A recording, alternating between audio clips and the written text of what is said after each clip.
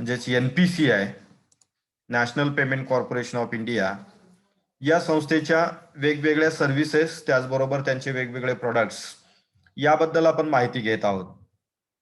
यापूर्वी आपण national financial switch, त्याचबरोबर NEFT, RTGS, cheque truncation system, national electronic toll collection system या वेगवेगळ्या सिस्टम बद्दलची माहिती आपण यापूर्वी घेतलेली आहे. आज आपण प्रामुख्याने आधार एनेबल पेमेंट सिस्टम, त्याचबरोबर युनिफाईड पेमेंट इंटरफेस म्हणजेच UPI या दोन प्रोडक्ट बद्दल आज आपण माहिती घेणार आहोत.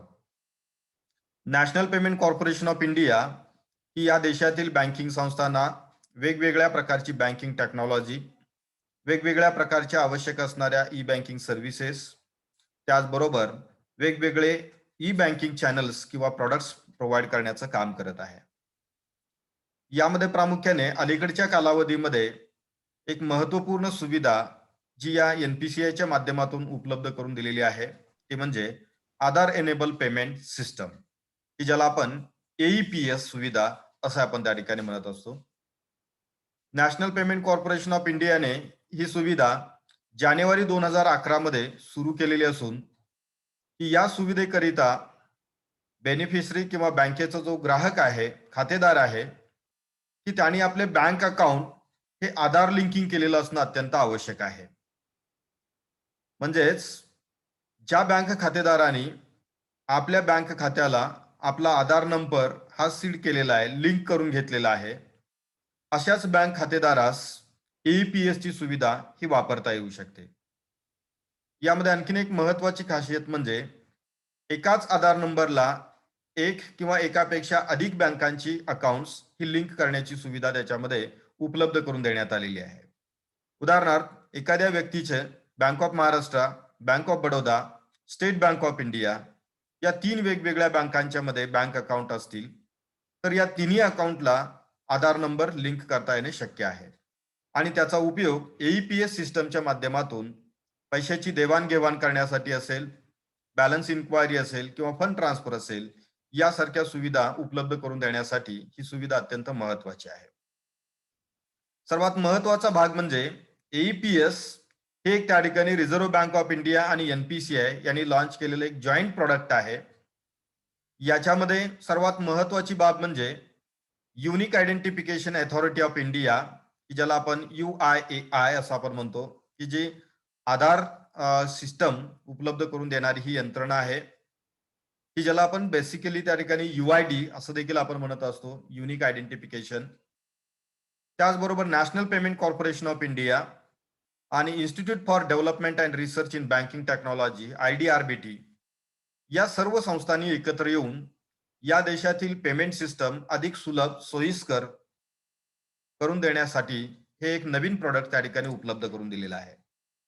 आपण जर पाहिलं तर यामध्ये यापूर्वी त्या ठिकाणी पॉस मशीन्स असतील किंवा त्या ठिकाणी कार्ड पेमेंटच्या इतर वेगवेगळ्या प्रकारचे डिलिव्हरी चॅनल्स असतील, या सर्व प्रकारच्या डिलिव्हरी चॅनलच्या अंतर्गत विविध प्रकारच्या पेमेंट सर्व्हिसेस किंवा बिल पेमेंट सर्व्हिसेस स्पेशली या उपलब्ध करून दिलेल्या आहेत. मात्र त्यामध्ये अनेक वेगवेगळ्या प्रकारच्या अडचणी किंवा सिक्युरिटी मेजरच्या दृष्टिकोनातून काही महत्वाच्या बाबी त्याच्यामध्ये निदर्शनास आलेल्या होत्या. विशेषतः इलिटरेट किंवा सेमिलिटरेट युजर जे आहेत की त्यांच्या दृष्टिकोनातून देखील काही समस्या या पॉस टर्मिनल असतील किंवा इतर वेगवेगळ्या प्रकारचे ज्या पेमेंट सर्व्हिसेस आहेत की त्याच्यामध्ये दिसून येत होत्या. परंतु जे सेमिलिटरेट पर्सन्स आहेत किंवा त्या ठिकाणी इलिटरेट लोक आहेत की अशा व्यक्तींना आधार एनेबल पेमेंट सिस्टम ही एक त्या ठिकाणी खूप मोठी संधी किंवा एक खूप मोठ्या प्रकारची सर्व्हिस अशी उपलब्ध करून दिलेली आहेत की ज्याचा उपयोग की त्या ठिकाणी कार्डच्या पेमेंट बरोबरच AEPS पेमेंटद्वारे देखील की त्या ठिकाणी वस्तूंची खरेदी करता येणं किंवा वेगवेगळ्या प्रकारचे पेमेंट्स करता येणं किंवा फंड ट्रान्सफर करता येणं याच्यामध्ये शक्य झालेलं आहे. Reserve bank of India, UIAI, national payment corporation of India, त्याचबरोबर IDRBT या चार संस्थांच्या संयुक्त प्रयत्नामधून की या देशातील सेमिलिटरेट किंवा इलिटरेट लोकांच्यासाठी फंड ट्रान्सफर करण्याकरिता असेल, कॅश विड्रॉल करण्याकरिता असेल किंवा त्या ठिकाणी बॅलन्स इन्क्वायरी करण्याकरिता असेल, की ज्या casual services day to day बिझनेसमध्ये, डे टू डे प्रॅक्टिसमध्ये ज्या अत्यंत आवश्यक असतात की त्या सर्व्हिसेस करिता एईपीएस एक अत्यंत महत्वाची सुविधा असल्याचे आपल्याला दिसून येईल. आपण स्क्रीनवरती पाहत असाल, स्क्रीनवरती त्या ठिकाणी आपल्याला दिसेल की या पद्धतीचं त्या ठिकाणी पॉस मशीन आणि त्याला थंब इम्प्रेशन रेकग्नाइज करणारे त्या ठिकाणी थंब रीडर हा त्या ठिकाणी कनेक्ट केलेला असतो. अलीकडच्या कालावधीमध्ये हे एक इंटिग्रेटेड मशीन देखील त्या ठिकाणी उपलब्ध करून देण्यात आलेलं आहे, जे या मशीन मध्येच त्या ठिकाणी थंब रेकग्नाइज करण्याची सुविधा ही उपलब्ध करून देण्यात आलेली आहे. विद्यार्थी मित्र, तुमच्या मनामध्ये असा प्रश्न निर्माण होईल की पॉस मशीन आणि थंब रेकग्नेशन याची कनेक्टिव्हिटी नेमकी त्या ठिकाणी कशी जोडलेली असेल. तर आपल्याला आठवत असेल की जेव्हा आपण आधार नंबर हा त्या ठिकाणी काढण्यासाठी वेगवेगळ्या एजन्सीच्या माध्यमातून की आपण डेटा उपलब्ध करून देत असतो किंवा त्या ठिकाणी आपण फोटो काढत असतो, की त्याच वेळेला आपण त्या ठिकाणी थंब इम्प्रेशन दिलेले आहेत, पाम इम्प्रेशन दिलेले आहेत आणि हे सगळा डेटा जो आहे तो त्या ठिकाणी युनिक आयडेंटिफिकेशन अथॉरिटी ऑफ इंडियाकडे हा त्या ठिकाणी तुमच्या आधार नंबरला हा लिंक केलेला असतो, स्टोअर केलेला असतो. तो डेटा एनपीसीआय आणि आयडीआरबीटी बरोबर शेअर केलेला असतो आणि त्यामुळे जेव्हा आधार एनेबल पेमेंट सिस्टमच्या माध्यमातून ज्या डिलिव्हरी चॅनल्स उपलब्ध करून दिलेले आहेत की त्या थंब मशीनवरती जेव्हा आपण त्या ठिकाणी थंब प्रेस करता तेव्हा तो त्या ठिकाणी रेकग्नाइज केला जातो. त्याची लिंक त्या ठिकाणी आधार नंबरला कनेक्ट केली जाते आणि आधार नंबरला लिंक असणाऱ्या बँक अकाउंटचा डेटा ऑटोमॅटिकली पॉस मशीनला हा उपलब्ध होत असतो. हा पॉस मशीनला हा डेटा उपलब्ध झाला की त्या ठिकाणी पुढील डेबिट किंवा क्रेडिटचे ट्रान्झॅक्शन हे पॉस मशीनच्या द्वारे त्या ठिकाणी आपल्याला करता येऊ शकतात. जसं आपण एटीएम मशीनद्वारे एटीएम कार्ड इन्सर्ट करतो, पिन नंबर एंटर करतो, तेव्हा आपलं बँक अकाउंट डिस्प्ले होतं किंवा आपल्याला विड्रॉल आणि डिपॉझिटची फॅसिलिटी असेल, फंड ट्रान्सफरची फॅसिलिटी असेल, बिल पेची फॅसिलिटी असेल की त्या उपलब्ध होतात. म्हणजे कॅश डिपॉझिट मशीनच्या बाबतीमध्ये हीच परिस्थिती आपल्याला पाहायला मिळते आणि एटीएम जिथे आपण कॅश विड्रॉल करतो तिथेही आपल्याला ही सुविधा पाहायला मिळते. इथे एटीएम कार्ड हे माध्यम आहे, मात्र आधार एनेबल पेमेंट सर्व्हिसमध्ये ही थंब इम्प्रेशन आणि तुमचा आधार नंबर हे त्या ठिकाणी तुमच्या बँक खात्याला जोडणी करण्यासाठी कनेक्टिव्हिटी देण्यासाठीच हे माध्यम आहे. म्हणजे त्या ठिकाणी आपलं थंब इम्प्रेशन आणि आपला आधार नंबर या दोन गोष्टी त्या ठिकाणी रेकग्नाइज केल्यानंतर त्या आधार नंबरला लिंक असणाऱ्या बँक खात्याद्वारे आपण त्या ठिकाणी या मशीनच्या आधारे व्यवहार करू शकता. की आपल्याला मी आठवण करून देतो की अलीकडच्या कालावधीमध्ये वायरलेस पेमेंट मशीन जे आहेत की ते बऱ्याच ठिकाणी तुम्हाला पाहायला मिळतात. म्हणजे अगदी आपण पेट्रोल पंपावरती गेला, त्याचबरोबर तिकीट बुकिंगचे जे काही सेंटर्स असतात तिथेही आपल्याला पाहायला मिळतं. टोल नाक्यावरती आपण त्या ठिकाणी पाहत असता की पूर्वी त्या ठिकाणी कार्ड हे स्वॅप करायला लागायचं आणि ते कार्ड जे कार्ड रीडर जो आहे तो केबलद्वारे म्हणजे केबल नेटवर्किंगद्वारे कनेक्ट केलेला असायचा. मात्र अलीकडे त्या ठिकाणी वायरलेस पद्धतीचे पॉइंट ऑफ सेल टर्मिनल्स तुम्हाला पाहायला मिळतात.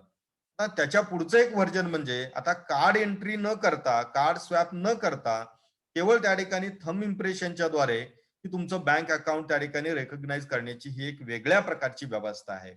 विशेषतः ग्रामीण भागामध्ये किंवा रिमोट एरियामध्ये त्या लोकांना बँकिंग सर्व्हिसेस प्रोव्हाइड करण्यासाठी आधार एनेबल पेमेंट सर्व्हिसचा खूप मोठ्या प्रमाणात उपयोग होत असतो. कारण बऱ्याच वेळेला त्या ठिकाणी पिन नंबर लक्षात ठेवणं असेल किंवा अकाउंट नंबर लक्षात ठेवणं असेल की या बाबी त्या ठिकाणी खूप अडचणीच्या ठरतात. विशेषत्वानी सेमी लिटरेट पर्सन्स असतील किंवा इलिटरेट पर्सन आहेत, अशा व्यक्तींच्या दृष्टिकोनातून हा एक भाग त्या ठिकाणी अवघड किंवा त्या ठिकाणी कठीण त्या ठिकाणी असल्याचा दिसतो. मात्र आधार एनेबल पेमेंट सिस्टमच्या माध्यमातून मात्र की आपला थंब त्या ठिकाणी त्या मशीनला प्रेस केल्यानंतर ऑटोमॅटिकली तो कोण कस्टमर आहे, त्याचं कोणत्या बँकेत अकाउंट नंबर आहे आणि त्याचा आधार नंबर काय, हा ऑटोमॅटिक डेटा मशीनला मिळत असल्यामुळे की त्या ठिकाणी पुढचे ट्रान्झॅक्शन करणं ही अत्यंत सोयीस्कर बाब त्यामध्ये झालेली आहे. आणि याचा उपयोग अनेक वेगवेगळ्या प्रकारच्या बँकिंग सर्व्हिसेसमध्ये अलीकडच्या कालावधीमध्ये हा होऊ लागलेला आहे. याचा खूप मोठा फायदा हा वृद्ध व्यक्ती बँक कस्टमर असतील किंवा अशिक्षित अल्पशिक्षित बँक कस्टमर जे आहेत की त्यांच्या दृष्टिकोनातून होतो आहे. काही ठिकाणी मिनी एटीएम्स त्या ठिकाणी दिली जातात किंवा त्या ठिकाणी बँक करस्पॉन्डंटच्या माध्यमातून डिपॉझिट आणि विड्रॉवल फंड ट्रान्सफरच्या सर्व्हिसेस दिल्या जात असतात. असे जे सेंटर्स आहेत, मग त्या ठिकाणी कॉर्पोरेट बँक करस्पॉन्डंट असतील किंवा इंडिव्हिज्युअल बँक करस्पॉन्डंट्स असतील की जे बँकेच्या वतीने छोट्या छोट्या गावांच्या मध्ये बँकेच्या सर्व्हिसेस देण्याचं काम करत असतात. तिथे देखील व्यक्तीला रेकग्नाइज करण्यासाठी बँक कस्टमर जेन्युइन आहे की नाही हे ठरवण्यासाठी हे आधार एनेबल पेमेंट सिस्टम जी आहे ती खूप मोठ्या प्रमाणात त्या ठिकाणी उपयोगी पडत असल्याचे आपल्याला दिसून येत आहे. आधार एनेबल पेमेंट सिस्टमच्या माध्यमातून ज्या काही सध्या वेगवेगळ्या सर्व्हिसेस ऑफर केल्या जात आहेत, त्या जर आपण त्या ठिकाणी पाहिल्या, तर कॅश विड्रॉवलची सर्व्हिस त्या ठिकाणी दिली जाते. सध्या या कॅश विड्रॉवल वरती मॅक्सिमम विड्रॉवलचं जे लिमिट आहे, ते त्या ठिकाणी ₹10,000 त्या ठिकाणी ठेवलेलं आहे. काही प्रायव्हेट बँकांनी त्याचं लिमिट हे ₹20,000 ठेवल्याचं देखील आपल्याला दिसून येईल. म्हणजे मॅक्सिमम ₹20,000 पर्यंतची रक्कम आधार एनेबल पेमेंट सिस्टमच्या माध्यमातून तुम्ही विड्रॉल करू शकता. दुसरी महत्वाची बाब म्हणजे या मशीनच्या द्वारे कॅश डिपॉझिट करण्याची सुविधा देखील उपलब्ध करून देण्यात आलेली आहे. अर्थात कॅश डिपॉझिट मशीन आणि एईपीएसच्या माध्यमातून दिली जाणारी कॅश डिपॉझिटची सुविधा याच्यामध्ये खूप मोठा फरक आहे. जेव्हा आपण एटीएम सारख्या दिसणाऱ्या कॅश डिपॉझिट मशीनला कॅश डिपॉझिट करण्यासाठी जात असतो, तेव्हा आपण आपलं कार्ड एंटर करतो, आपला अकाउंट नंबर सिलेक्ट करतो आणि आपल्याकडे असणाऱ्या वेगवेगळ्या डेनॉमिनेशनच्या ज्या करन्सी नोट्स आहेत, या करन्सी नोट आपण त्या कॅश डिपॉझिट मशीनच्या राउटरमध्ये त्या ठिकाणी सोडतो. त्या करन्सी नोट काउंट केल्या जातात आणि त्याची टोटल डिस्प्ले केली जाते आणि आपल्या अकाउंटला ती रक्कम डिपॉझिट केल्याची इमिडिएटली रिसिट मिळत असते. ही एक साधारणपणे कॅश डिपॉझिट मशीनची एक सिम्प्लिफाईड प्रोसेस आहे. मात्र एईपीएसच्या माध्यमातून कॅश डिपॉझिट जर करायची असेल, तर आपल्याला त्या ठिकाणी एईपीएस सर्व्हिस देणाऱ्या व्हेंडरकडे जावं लागेल. म्हणजे तशी सर्व्हिस देणारा बँक करस्पॉन्डंट असेल किंवा त्या ठिकाणी बँकेचा एजंट असेल, की त्या ज्या व्यक्तीला प्राधिकृत करण्यात आलेला आहे, त्या संबंधित बँकेच्या वतीने कॅश डिपॉझिट आणि विड्रॉलच्या सेवा देण्यासाठी. कारण आज आपण ग्रामीण भागामध्ये जर पाहिलं, तर किराणा दुकानदार असतील किंवा पूर्वी जे टेलिफोन बूथ ची सर्व्हिस देत होते त्यांच्याकडे असतील, झेरॉक्स वाले असतील किंवा इतर जे काही रिटायर्ड मिलिटरीमॅन आहेत किंवा शिक्षक आहेत, की अशा लोकांना बँक करस्पॉन्डंट म्हणून त्या ठिकाणी बँकेने प्राधिकृत केलेलं असतं. त्यांना हे एक इलेक्ट्रॉनिक डिव्हाइस उपलब्ध करून दिलेलं असतं, की तिथे आपल्याला जावं लागतं आणि त्या ठिकाणी गेल्यानंतर थंब इम्प्रेशन दिल्यानंतर, की आपला अकाउंट नंबर डिस्प्ले होतो. तिथे आपण जी काही रक्कम डिपॉझिट करणार आहात, ती रक्कम त्या संबंधित व्यक्तीला आपल्याला द्यावी लागते. संबंधित व्यक्ती ती रक्कम बरोबर असल्याची खात्री करते आणि आपल्या अकाउंटसाठी ती रक्कम एंटर करून त्या ठिकाणी संबंधित अकाउंटमध्ये इलेक्ट्रॉनिकली कॅश डिपॉझिट करण्याचं काम करत असते. या प्रक्रियेमध्ये इमिजिएटली तुम्हाला त्या मशीनच्या माध्यमातून डिपॉझिट केलेल्या रकमेची रिसीट दिली जाते. ती रिसीट त्या ठिकाणी आपल्या संग्रही आपण ठेवू शकतो. इमिजिएटली आपल्याला मेसेजिंगची सर्व्हिस उपलब्ध असेल तर ती त्या संबंधित डिपॉझिटचा मेसेज येतो आणि ऍक्च्युअल कॅश जे आहे, ते ऍक्च्युअल कॅश सर्व्हिस प्रोव्हायडर असणाऱ्या व्यक्तीच्या हातामध्ये आपण देत असतो. तो आपल्या वतीने ती रक्कम, कॅशची रक्कम जी आहे ती त्याच्या ठरलेल्या वेळेनुसार त्या बँकेच्या संबंधित ब्रांचमध्ये जाऊन तो डिपॉझिट करत असतो. ही एक सर्वसाधारणपणे प्रोसेस आहे, की या प्रोसेसनुसार आधार एनेबल पेमेंट सिस्टमच्या माध्यमातून आपण कॅश डिपॉझिट करू शकतो. दुसरी महत्वाची सर्व्हिस जी आहे याच्यामध्ये आहे, की जी आपण एटीएम मध्ये देखील पाहतो म्हणजे बॅलन्स इन्क्वायरी. की आपल्याला जर आपल्या खात्यातील शिल्लक तपासायची असेल, तर आपण सेम प्रोसिजर फॉलो करून की आपल्याला बॅलन्स इन्क्वायरी करता येते. त्याचबरोबर आपल्याला मिनी स्टेटमेंट त्या ठिकाणी काढता येऊ शकतं. आणखीन एक महत्वाची सुविधा जी याच्यामध्ये देण्यात आलेली आहे ती म्हणजे आधार टू आधार फंड ट्रान्सफर. जसं आपण युनिफाईड पेमेंट इंटरफेस म्हणजे युपीआय मध्ये किंवा वेगवेगळ्या बँकांची जी काही ऍप्लिकेशन्स आहेत त्याच्यामध्ये जर आपण पाहिलं, तर आधार नंबरच्या आधारे असेल, मोबाईल आयडीच्या आधारे असेल किंवा अकाउंट आणि आयएफएससी कोडच्या आधारे असेल, फंड ट्रान्सफर करण्याची सुविधा उपलब्ध आहे. तशाच प्रकारची सुविधा एईपीएसच्या माध्यमातून देखील उपलब्ध आहे. आपल्याला ज्या व्यक्तीच्या खात्यामध्ये फंड ट्रान्सफर करावयाचे आहेत, त्याचा अकाउंट नंबर जरी आपल्याला माहित नसला, तरी देखील आपण आधार नंबरच्या आधारे आपण काय करू शकतो, फंड ट्रान्सफर करू शकतो. म्हणजे एका खातेदाराच्या आधार नंबरच्या आधारे दुसऱ्या बँक खातेदाराच्या आधार नंबरच्या आधारे त्याच्या बँक खात्यामध्ये आपल्याला रक्कम डिपॉझिट करता येणं शक्य आहे किंवा ट्रान्सफर करता येणे शक्य आहे. परंतु या केसमध्ये दोन्ही व्यक्तीची बँक अकाउंट ही आधार लिंकिंग केलेली असणं अत्यंत आवश्यक आहे. तर आणि तरच आपण आधार टू आधार फंड ट्रान्सफर त्या ठिकाणी करू शकतो. यामध्ये बेनिफिशरीचं अकाउंट जर आधार लिंक केलेलं नसेल किंवा जो रेमिटन्सी आहे त्याचे जर आधार लिंकिंग केलेलं नसेल, तरी देखील हे फंड ट्रान्सफर होऊ शकणार नाहीत. म्हणजे याच्यामध्ये मॅन्डेटरी गोष्ट ही आहे, की दोन्ही घटकांनी म्हणजे जो पैसे पाठवणारा व्यक्ती आहे आणि ज्याला पैसे पाठवले जाणार आहेत म्हणजे बेनिफिशरी आणि त्याचबरोबर रेमिटन्स या दोघांचीही बँक अकाउंट ही आधार लिंकिंग झालेली असतील, तर आणि तरच त्या ठिकाणी एईपीएस द्वारे आपल्याला आधार टू आधार फंड ट्रान्सफरची सुविधा ही वापरता येऊ शकते. जे यामधील एकाही व्यक्तीचं जर त्या ठिकाणी अकाउंट लिंक केलेलं नसेल तर आपल्याला ही सुविधा वापरता येणार नाही. परंतु याचा अर्थ असा नाही की आपल्याला फंड ट्रान्सफरच करता येणार नाही. उदाहरणार्थ, जो पैसे पाठवणार आहे त्याच्या अकाउंटला आधार लिंकिंग झालेलं आहे. मात्र ज्याला पैसे पाठवायचे त्या बेनिफिशरी व्यक्तीचं अकाउंट आधार लिंकिंग झालेलं नसेल, तर या केसमध्ये फंड ट्रान्सफरची सुविधा करता येऊ शकते.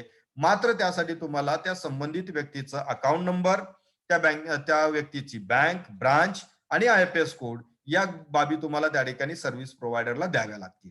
आणि मग तो त्या ठिकाणी तुमच्या वतीने फंड ट्रान्सफर हा करू शकणार आहे. मात्र आधार टू आधार फंड ट्रान्सफर करायचं असेल, तर जो पैसे पाठवणारा आहे आणि ज्याला पैसे पाठवले जाणार आहेत, या दोघांचंही बँक खातं आधारला लिंक केलेलं असणं आवश्यक असणार आहे. त्याचबरोबर या सर्व्हिसच्या माध्यमातून आपण त्या ठिकाणी मिनी स्टेटमेंट घेऊ शकतो. याच्यामध्ये बेस्ट फिंगर डिटेक्शन सिस्टम देखील वापरली जाते. म्हणजे काही वेळेला अशी समस्या निर्माण होण्याची शक्यता असते, की आपण दिलेला थंब जो आहे, की काही कारणास्तव त्या ठिकाणी थंबला जखम झालेली असेल किंवा थंब इम्प्रेशनला काही प्रॉब्लेम झालेला असेल, तर या परिस्थितीमध्ये ते मशीन थंब रीड करू शकणार नाही. तर या परिस्थितीमध्ये की आपण त्या ठिकाणी संबंधित मशीनला किंवा संबंधित सिस्टम करिता आपण बेस्ट फिंगर्स हे त्या ठिकाणी देऊ शकतो.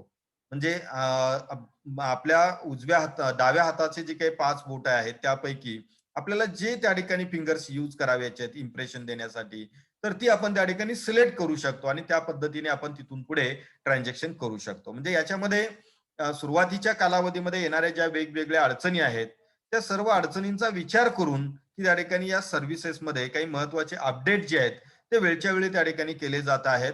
आणि आज दिल्ली एरियामध्ये, विशेषतः ग्रामीण भागामध्ये, ही एक अत्यंत महत्वाची सर्व्हिस त्या ठिकाणी झालेली आहे. कारण सर्वच ठिकाणी बँकेच्या ब्रांचेस त्या ठिकाणी उघडता येणे शक्य नाही. मात्र फायनान्शियल इन्क्लुजनच्या अंतर्गत त्या लोकांच्या पर्यंत बँकिंग सर्व्हिसेस ज्या आहेत त्या पोहोचवण्याची आवश्यकता आहे, की ज्यामध्ये मिनिमम काही बँकिंग सर्व्हिसेस ज्या आहेत, की कॅश डिपॉझिट करणं असेल, कॅश विड्रॉल करणं असेल, फंड ट्रान्सफर करणं असेल, बॅलन्स इन्क्वायरी करणं असेल, या काही छोट्या छोट्या गोष्टी आहेत की जी सर्वसामान्य माणसाची डे टू डे ची गरज असते. आणि त्यासाठी त्यांना बँकेत जायला लागू नये, त्यासाठी त्यांना तालुक्याच्या किंवा शहराच्या ठिकाणी जायला लागू नये, याकरिता वायरलेस तंत्रज्ञानावरती कार्य करणाऱ्या या आधार एनेबल पेमेंट सिस्टमचा उपयोग हा खूप मोठ्या प्रमाणात होतो आहे. यासाठी त्याच गावातील किराणा दुकानदार असेल, पोस्ट ऑफिस मधले रिटायर्ड कर्मचारी असतील, मिलिटरीतील रिटायर्ड कर्मचारी असतील किंवा शिक्षक असतील, शासकीय सेवेतून निवृत्त झालेले काही कर्मचारी असतील, तर ज्यांना थोडंसं बँकिंग मधलं नॉलेज आणि या टेक्नॉलॉजीच्या बाबी त्यांना थोड्याफार कळतात, अशा व्यक्तींना प्रशिक्षण देऊन की संबंधित बँक काय करत असते, बँकेचा प्रतिनिधी म्हणून त्या विशिष्ट गावासाठी किंवा जवळच्या परिसरातल्या 3-4 गावांच्यासाठी त्याची नियुक्ती करत असते. आणि त्या व्यक्तीला प्राधिकृत केल्यानंतर बँकेचं मशीन दिलं जातं आणि ती व्यक्ती मग नजीकच्या गावामध्ये किंवा वाडी वस्तीवरती ठराविक वेळेमध्ये जाऊन या सर्व्हिसेस उपलब्ध करून देत असते. उदाहरणार्थ, एखाद्या बँक करस्पॉन्डंटकडे 3 गावं दिलेली असतील, तर तो त्या प्रत्येक गावासाठी हा त्या ठिकाणी पोहोचण्याची वेळ निर्धारित करून देतो. उदाहरणार्थ, ए गावामध्ये त्या ठिकाणी तो 11 ते 1 असेल, बी गावामध्ये तो 1 ते 3च्या कालावधीमध्ये जाईल आणि तिसऱ्या गावामध्ये तो 3 ते 5च्या कालावधीमध्ये जाईल. म्हणजे त्या ठराविक वेळेमध्ये त्या लोकांच्यासाठी बँकिंग सुविधा ह्या उपलब्ध करून देण्याची जबाबदारी ही बँक करस्पॉन्डंटची त्या ठिकाणी असते. ही अशा प्रकारची एक अत्यंत महत्वाची सुविधा आहे. अलीकडच्या कालावधीमध्ये अनेक वेगवेगळ्या नॉन बँकिंग फायनान्शियल कंपनी जे आहे, ज्याला आपण एनबीएफसी असं आपण म्हणतो, या एनबीएफसी ना देखील कॉर्पोरेट करस्पॉन्डंट म्हणून त्या ठिकाणी नियुक्त करण्याची सुविधा करण्यात आलेली आहे. जे एखादी एनबीएफसी एखाद्या बँकेला अप्रोच होते आणि ती एनबीएफसी काही विशिष्ट जिल्ह्यांसाठी, विशिष्ट राज्यासाठी त्या बँकेच्या वतीनं प्रतिनिधित्व करण्याची जबाबदारी स्वीकारत असते. जेव्हा एखादी बँक एखाद्या एनबीएफसी बरोबर बँक करस्पॉन्डंट म्हणजे कॉर्पोरेट बँक करस्पॉन्डंट म्हणून अग्रीमेंट करते, करार करते, तेव्हा ती एनबीएफसी त्यांना दिलेल्या ज्युरिडिक्शन्स मध्ये ज्या ज्या ठिकाणी त्या बँकेच्या ब्रांचेस उपलब्ध नाहीत, मात्र त्या ठिकाणी त्या बँकेचा कस्टमर वर्ग मोठा आहे आणि त्यांना बँकेच्या सेवा सुविधा देण्याची आवश्यकता आहे, अशा ठिकाणी ठराविक वेळेमध्ये जाऊन सुविधा देण्याची सुविधा ते उपलब्ध करून देतात. तर काही ठिकाणी त्यांचे छोटेसे ऑफिस ओपन केले जातात आणि त्या ऑफिसच्या माध्यमातून देखील या बँकिंग सर्व्हिसेस या उपलब्ध करून दिल्या जात असतात. तर विद्यार्थी मित्रांनो, ही एक त्या ठिकाणी national payment corporation of India या संस्थेच्या माध्यमातून दिली जाणारी व बँकांना अत्यंत उपयुक्त असणारी, त्याचबरोबर बँकेच्या ग्राहकांना अत्यंत कन्व्हिनियन्स अशा प्रकारची बँकिंग सुविधा उपलब्ध करून देण्यासाठी ही एक महत्वपूर्ण सुविधा असल्याचे अलीकडे आपल्याला दिसून येईल. यावरून आपल्याला एक बाब लक्षात येईल की अलीकडे जे जे काही नवीन तंत्रज्ञान हे उपलब्ध होत आहे, जे काही इनोव्हेशन्स या इन्फॉर्मेशन अँड कम्युनिकेशन टेक्नॉलॉजी मध्ये होत आहेत, त्याचा मॅक्सिमम यूज हा बँकिंग सेक्टरमध्ये करण्याचा प्रयत्न त्या ठिकाणी रिझर्व्ह बँक ऑफ इंडिया करत आहे. त्याचबरोबर एनपीसीआयच्या माध्यमातून केली जात आहे. त्याचबरोबर यामध्ये येणाऱ्या वेगवेगळ्या अडथळ्यांच्या वरती संशोधन करणं, नवीन त्या ठिकाणी इनोव्हेशन्स करणं, यासाठी institute for development and research in banking technology he IDRBT ही एक हैदराबाद स्थित असणारी रिझर्व्ह बँक ऑफ इंडियाची संशोधन संस्था आहे. ही संशोधन संस्था सतत त्यावरती त्या ठिकाणी रिसर्च करत असते आणि त्यामधून येणाऱ्या फाइंडिंग्स असतील, काही सजेशन्स असतील, नवीन मॉडेल्स सजेस्ट केलेले असतील, तर त्याचा उपयोग हा बँकेच्या ग्राहकांना जास्तीत जास्त convenient services, fast services, efficient services देण्याच्या दृष्टिकोनातून किंबहुना कॉस्ट इफेक्टिव्ह सर्व्हिसेस देण्याच्या दृष्टिकोनातून हे प्रयत्न त्या ठिकाणी संयुक्तरित्या करत असतात. जे यामध्ये जर एक लिंक जर आपण पाहिली तर आपल्या लक्षात येईल की रिझर्व्ह बँक ऑफ इंडिया या सगळ्या ई बँकिंग प्रोडक्ट इनोव्हेशन साठी सपोर्ट करत असते, त्यांना प्रोत्साहन देत असते. तर यासाठी आवश्यक असणारं संशोधन करण्याचं जे काम आहे ती त्या ठिकाणी institute for development and research in banking technology म्हणजेच IDRBT ही संस्था त्याच्यामध्ये प्रत्यक्ष संशोधनाचं काम करते आणि केलेलं संशोधन प्रत्यक्ष प्रॉडक्ट्स अँड सर्व्हिसेस मध्ये कन्वर्ट करण्याचं किंवा त्याचं प्रत्यक्ष ग्राहकांसाठी आणि बँकांच्यासाठी एक्झिक्युशन करण्याचं काम जे आहे ते या वेगवेगळ्या बँकिंग प्रोडक्टच्या माध्यमातून NPCI म्हणजेच national payment corporation of India ही संस्था त्या ठिकाणी करत असते.